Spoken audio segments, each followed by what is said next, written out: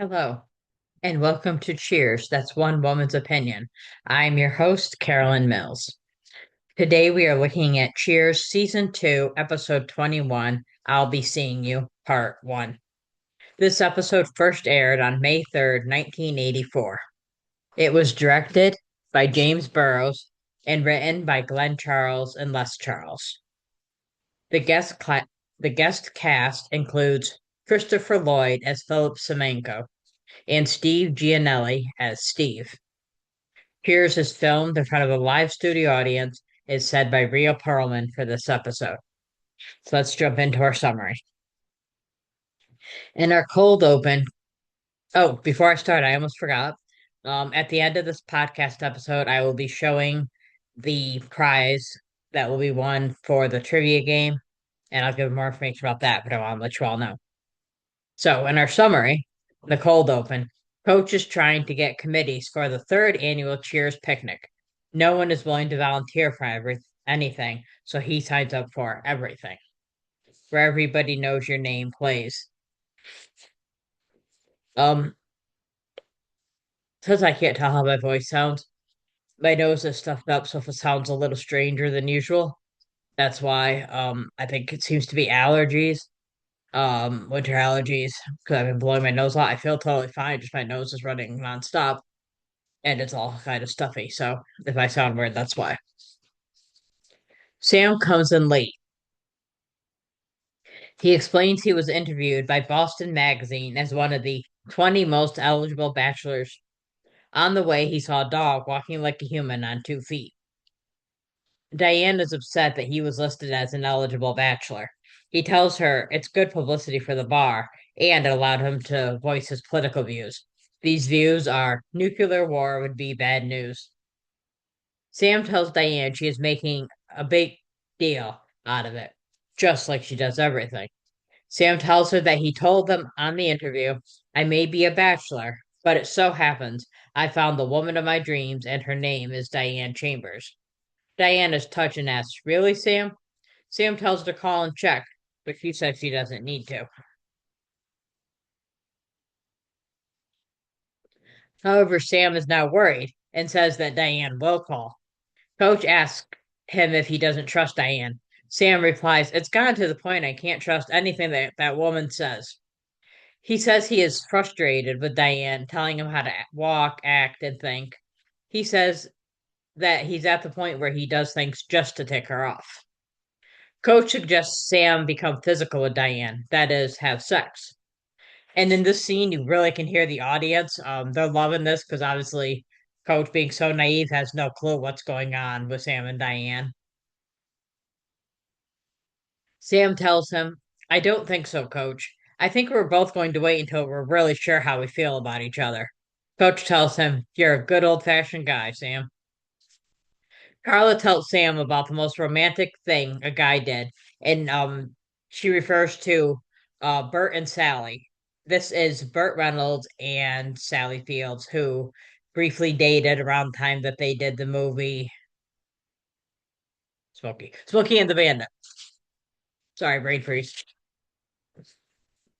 Cliff calls that fan mail dribble. But Sam likes this idea. Carl tells her that Bert had somebody paint a picture of Sally. But Sam likes the idea of having someone paint a portrait of Diane. Coach wants to do it and then shows off his sketching skills. Then he says, It's terrible, isn't it? He then remembers his brother had all the artistic talent. His talent is eating things that are not food, which actually there's a word for that. It's called pica. It's actually a disorder. People who eat non-edible um things. Like some children have it. Cliff says that he delivers mail to an artist. He says the guy is successful and just got a check for $25,853 from a guy named Sweeney. And I believe this is the first time we hear about Cliff reading the mail of the people he delivers. I think this is the first time, which becomes kind of like a trope for Cliff.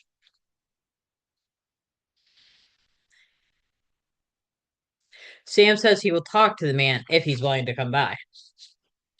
Diane returns from the back. She tells him she was going to call the reporter to check the story, but she didn't. She wants to make their relationship free of pettiness, no more suspicion, no more dishonesty. Sam agrees. He confesses he never told the reporter about Diane, and furthermore, he likes having millions of women look at his picture. Diane wraps the telephone cord around Sam's neck.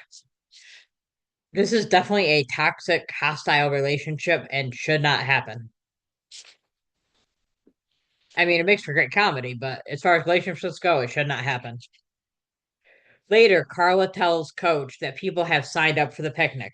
He asks who, and she tells him Ziggy Stardust. For those of you who may be younger and not familiar with David Bowie, Ziggy Stardust was a concept art album and his alter ego. The Mad Hatter and Clark Kent. Coach is excited that he has an infield now. Norm comes in and tells people to stay away from the Hungry Heifer, that new place. He says the food is awful and service stinks. Now, this is a little confusing because I'm going to give a little away from later on. In a later episode during the Rebecca years, he mentions that he used to go to the Hungry Heifer with his father. This is a new place. Obviously, he's not a kid anymore. And he's referring to it as later as to going when he was a kid. And it always had been his favorite place. So obviously the continuity issue here. But right now it works.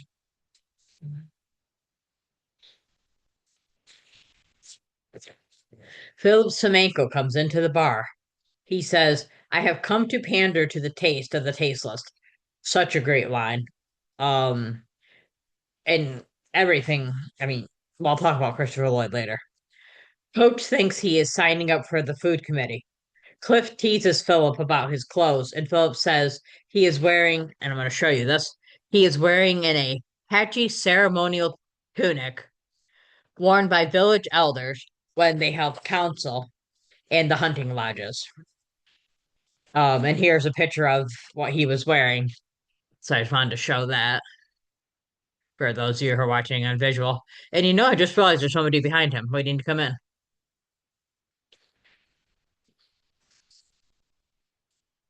Philip says he is looking for Sam Malone. He was told that Sam was interested in some of his artwork.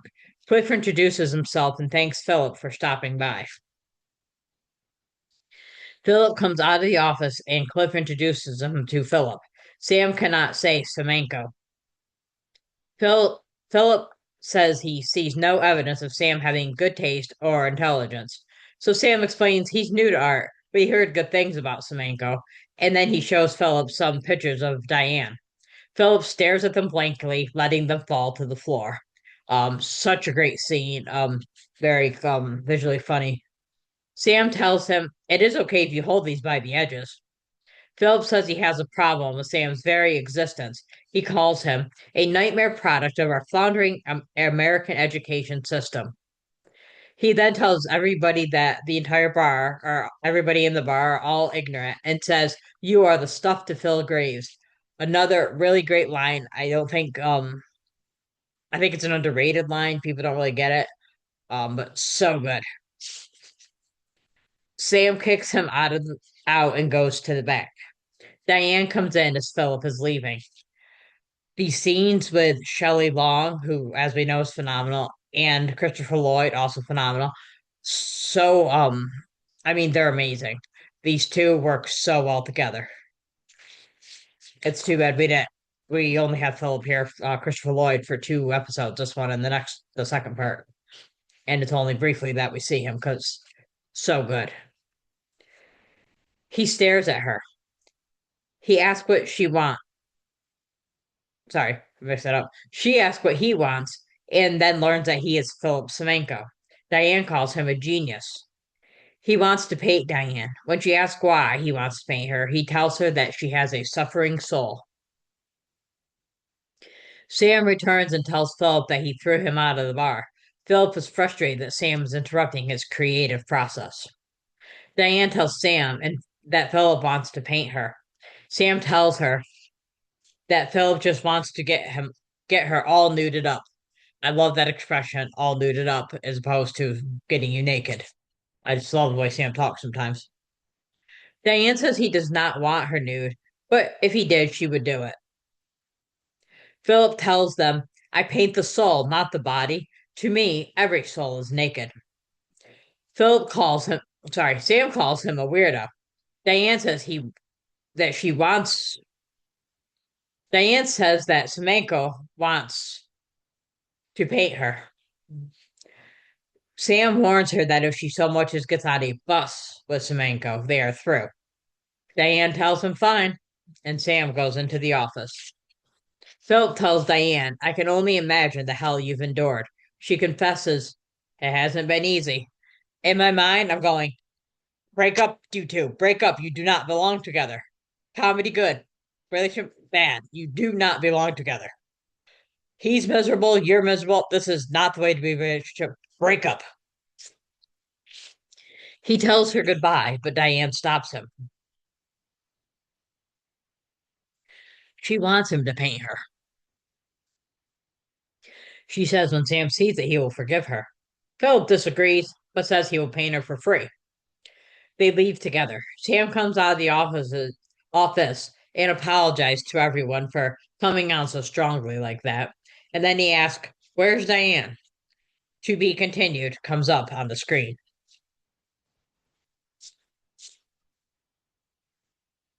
I gave this episode 4.5 out of 5 stars. Oh, sorry, beer nuts.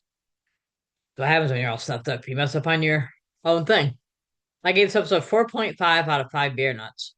Christopher Lloyd, who is amazing at everything he does, is not a surprise, awesome as Philip Semenko.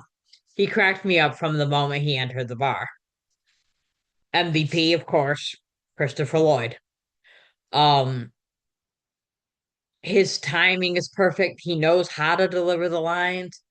Like I said, his scenes with Shelley, especially, because she's got the SCTV background, so she's very good at improv. And while this is not improv, it gives the illusion like it kind of is because they play off each other so well. It's not like, okay, he delivers a line, I deliver my line. It's the chemistry works so well together.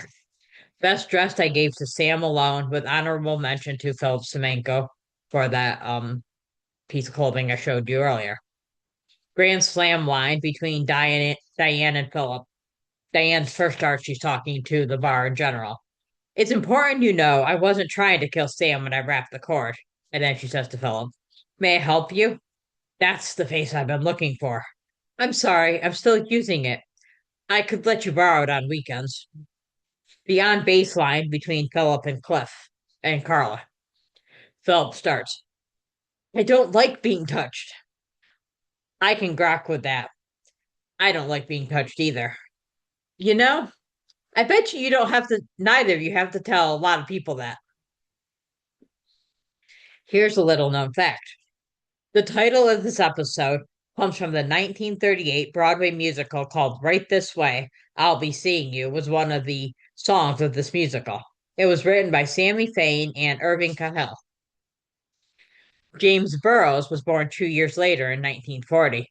He would no doubt be familiar with the Broadway musicals, since his father was Abe Burroughs, who wrote musicals such as How to Succeed in Business Without Really Trying and Guys and Dolls.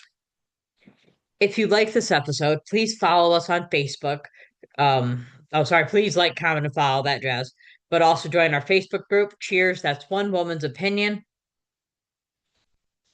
You can also follow us on Instagram at Cheers One Woman's Opinion Podcast. You can follow us on Twitter X at One Woman. You can follow us on the Reddit group, Cheers Rewatch Podcast. And as always, emails at Cheers One Woman's Opinion Podcast at gmail.com. On February 11th,